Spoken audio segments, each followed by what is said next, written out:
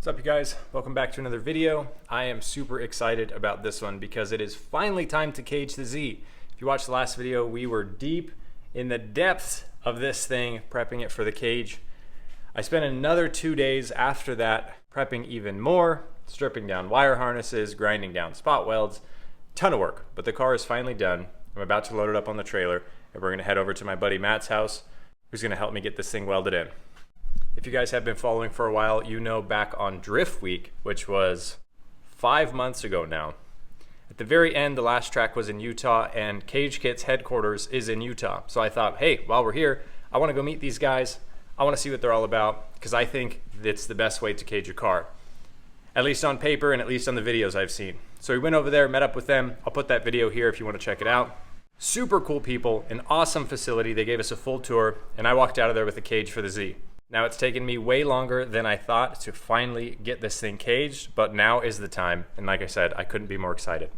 If you missed the last video, I'm gonna show you just a little bit of B-roll of how this thing looks because it looks totally crazy, completely stripped out. I did just throw my seat in there so I can drive this thing up on the trailer, but regardless, we got a lot going on.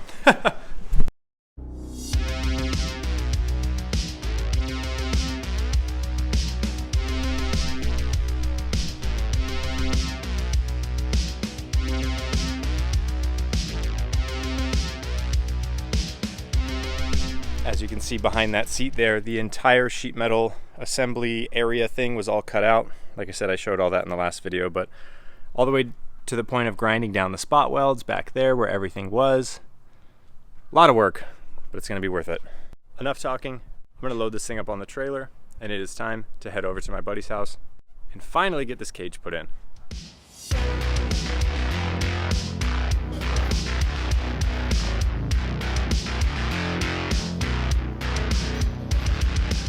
You can see here the base plates are literally cut, bent, ready to go. They sit right in their spot with no questions asked, ready to tack in, weld in, call it a day. All right, we made it up to Matt's, wasting no time getting to work.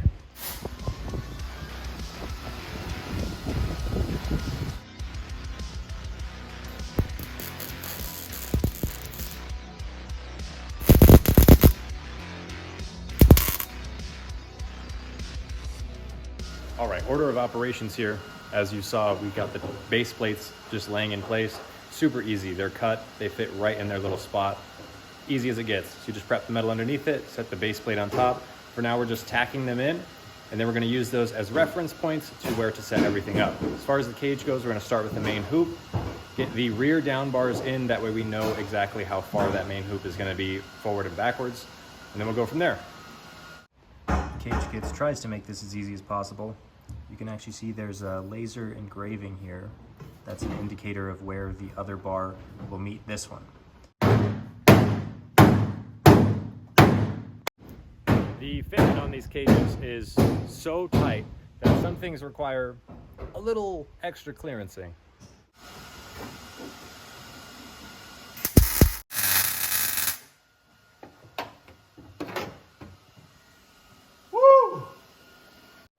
So like I was saying, base plates are in, main hoop's in, and then to get the position of the main hoop, putting the rear down bars in. That way we know how far that main hoop is slanted back and forth, we know how far it is back and forth, and then we can go forward from there. Again, we're just tacking all this in, not welding anything just yet.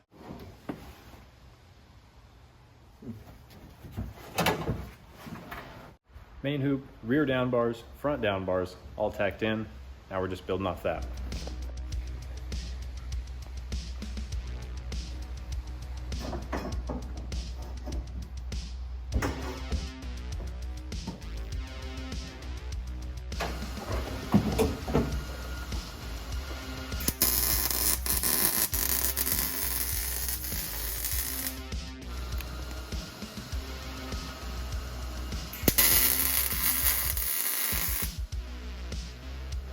Still just plugging away, one bar at a time. We've just got the dash bar kind of sitting in there.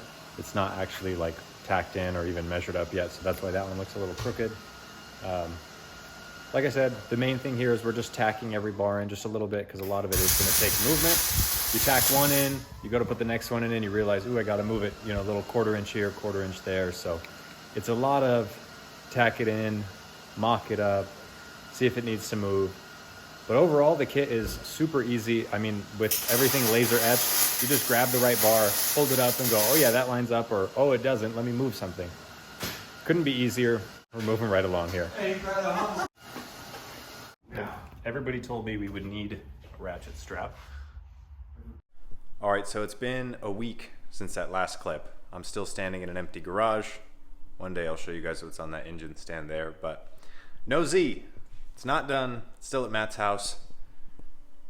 Got a little bit of a story for that one. So we were working on the cage, getting it in, starting to make some progress, starting to make sense of it all. And as we were moving along, we were like, man, something's not right. Something's not fitting right. One of the front down bars, which is a really important part of the cage, just wasn't fitting right. It seemed okay, and then when we put a few more bars that connected it, just didn't line up. Really weird, we couldn't figure it out. Kind of funny, because Matt was like, this bar is wrong, it's gotta be wrong. And I was like, there's no way, can't happen. Sure enough, we end up cutting the tacks off of it and comparing it to the other side, and it was totally different. So I reach out to CageKits, a huge shout out to them. They helped me with the cage, and they were so responsive, their customer service is on point. So when they send you a cage, it comes with a box that has a few little bits and pieces and the base plates and stuff in it, and it has a piece of paper that they call the checklist. And that goes over everything that's in the cage, because all the bars are part numbered. So the owner, Rob, I was talking to him, and he said, look at the checklist, and it does everything match. So I look at the checklist, and sure enough, that one down bar that was wrong was a different part number. It's actually from their basic cage for the Z, while I have the FD Spec one, and they're totally different. So he apologized, he said, let's make this right. He found a bar on the shelf that they had. I got lucky enough that Bailey was actually coming down from Utah this week, which was I think yesterday or the day before. So on his way down, he stopped by CageKits, picked up that bar, and it is there now. So I am heading back up to Matt's house. And while I am a little delayed, it's kind of a bummer. It could have been way worse. Again, I'm happy that CageKits has such great customer service. And since the cage is going to be pretty easy to put in, fingers crossed we can make up on lost time and still make it to the next event. Unfortunately, I did miss an event. I was supposed to be driving today, which was going to be kind of my like test and shakedown for having a newly caged car, but whatever. We're flying by the seat of our pants here. Got to just deal with the cards you're dealt and roll with it. Like I said, I'm glad that it was a short turnaround and we were able to get this problem solved in less than a week. So, enough talking. I gotta hit the road, get up to Matt's house, and we're getting back to getting this cage in so we can get the Z ready for its next event, which is gonna be a big one. Back up at Matt's, got the right bar, cage is going in, already making good progress. Starting to look like a race car. This is that parts list I was talking about. It makes things easy. You can just like find what you're looking for. Like we're doing these rear diagonal bars. So just match up the part numbers, grab the part, and then you tack it in.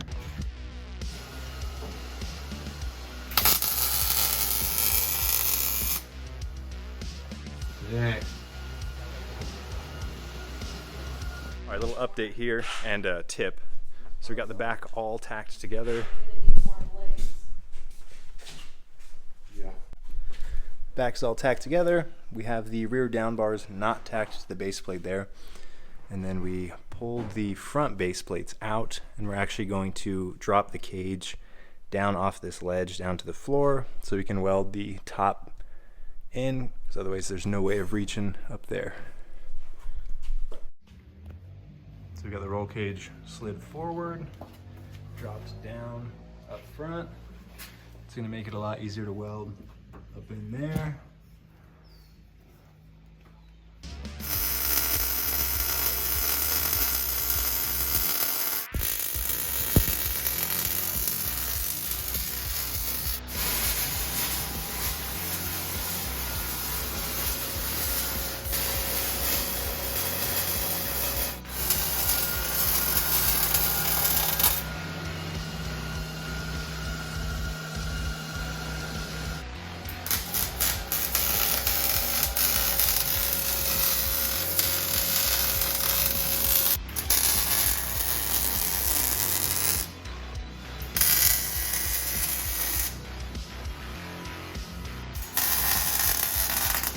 Tomorrow.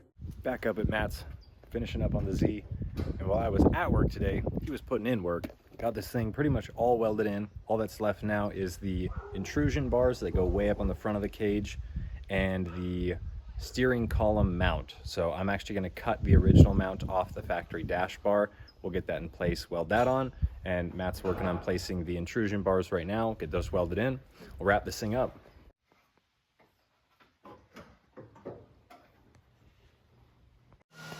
Got the factory dash bar perched up on a vise here.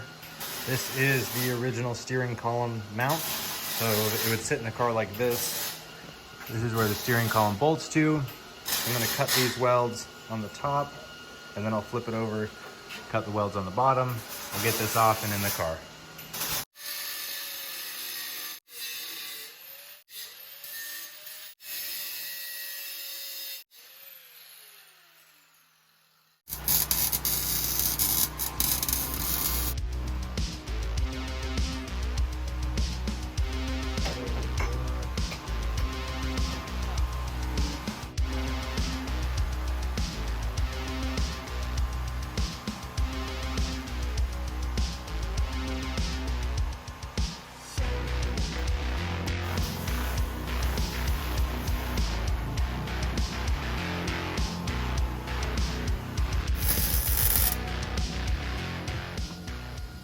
That is the last bar getting welding in.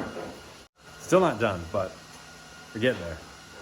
And that's it. The box is empty, the pallet's empty, all the bars are in the car, and they're all welded in. And that one, you can hear it getting its last weld. On the home stretch. Tomorrow for sure. Got everything hooked back up on the Z, fired right up, first try. It's time to get this thing loaded on the trailer. And I forgot a seat, so that's gonna be fun.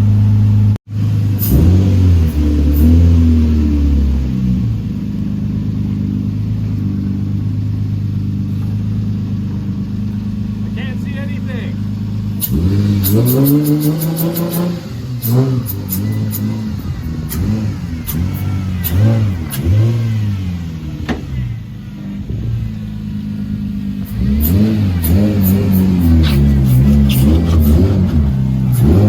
Eventually. And just like that, back home. I can't wait to show you guys the trip I just went on with the Z. It was so much fun. Barely made it. Literally finished up the last touches Wednesday night, put that thing on the trailer and drove out of town early Thursday morning. And even when I got there and unloaded the car to race on the weekend, it wasn't ready. It didn't run right. It had all kinds of issues that I had to fix. So it's been a journey, but man, the car is done, it's caged, it looks awesome, it drives awesome, and it is so much safer. And honestly, it wasn't that hard. It got a little difficult with the bar being wrong and the super strict deadline I was on. I should have given myself way more time, but where's the fun in that, right? Moral of the story is, CageKits is awesome. If you're thinking about caging your car, hit them up. They probably have a cage for your car, and if they don't, they might make one. I'm serious, they do that kind of stuff. It is really cool. But for real, it would have taken so much longer if we had to sit there and measure and design and bend and cut and cope every single bar individually and figure it all out along the way. This was so much easier. It took all the guesswork out of it. And if you've ever done any kind of fabrication work, you know there is a lot of, maybe not guesswork if you're really skilled, but there's a lot of thinking that goes into it. And this eliminates all of that. Well, not all of it, but a huge chunk of it. It really is like a big, heavy, advanced set of Legos, if you will. And while it doesn't come with any instructions, it's really not that hard to figure out. Between having labeled bars that have part numbers on them, a piece of paper that tells you exactly what that bar is, where it goes, and then the little laser etched lines and marks on the bars that you just kind of set the bar on and go, oh yeah, this goes to this, and it lines up perfectly. Like I said, it takes the guesswork out of all of it, and it gives you the opportunity to get something like a full FD spec cage done in way faster time. Like I said, if we had to design and cut and cope and measure everything for that cage, there's no way it would have gotten done in a few days. It would have taken at least a few weeks, unless you're a super skilled fab shop, which obviously I'm not, and neither is Matt. We're just two dudes that have basic knowledge. He's got a good welder and way more welding skills than I do. But at the end of the day, we're nothing special. We're not a fab shop. We're not pros at this kind of stuff. And we were able to figure it out, make it work, and end up with a really sick product. And pretty much everyone that's seen the car in person told me, yep, that looks good to me. Passed tech with no issues out at this last event. And like I said, it was a bit of a more serious event. I can't wait to show you guys that because it was a whole lot of fun. At the end of the day, would I recommend CageKits for you? And the answer is 100% without a doubt, yes. I went into this thinking it was the way to cage a car, and I am coming out of this 100% agreeing with that. It's definitely the way to cage a car. If they make a cage for your car, hit them up and buy it. If they don't, like I said, hit them up because they actually will scan your car, design a cage for it on CAD or some kind of program that they use, and make it, assuming there's some kind of market for it. Obviously, I'm not in charge of calling those shots, but he did tell me that's how they develop new stuff. People hit them up and say, hey, I have this kind of car and I really want a cage. And if there's a market for it, they'll make it happen. So I'll put their info down below if you haven't heard of them. They're definitely cool people. And like I said, while we did have a little mix up with the bar and it kind of set me back a little bit, I have to give them props for having incredible customer service and doing everything they possibly could to make it right. He offered to ship me the bar as fast as possible. Like I said, I got lucky with Bailey coming down from Utah down here. That made life way easier because he was able to just pick it up.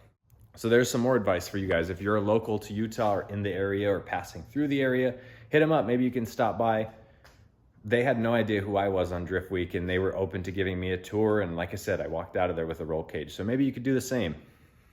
And Rob, if you don't want people at your shop, I'm sorry for telling them to go knock on your door. Anyways, that's gonna be a wrap on this video. The car is not done. I still wanna pull the seats out, move the wiring, and actually like really prep, clean, and paint the interior. None of that got done. The roll cage doesn't have a lick of paint on that thing, and I am worried that it's gonna rust. I'm sure it won't rust super fast because they do put some kind of something on their bars, or I think that's how DOM and steel and stuff is shipped. But either way, that Z cannot be looking like that with a bare steel cage and a pretty nasty looking interior. So stay tuned for this thing to get really spicy, really cool, and starting to look like a real pro car as we dive deeper and deeper into some more serious events. So make sure you're subscribed because it's gonna be fun. As always, give this video a thumbs up if you enjoyed it, and of course, catch you in the next one.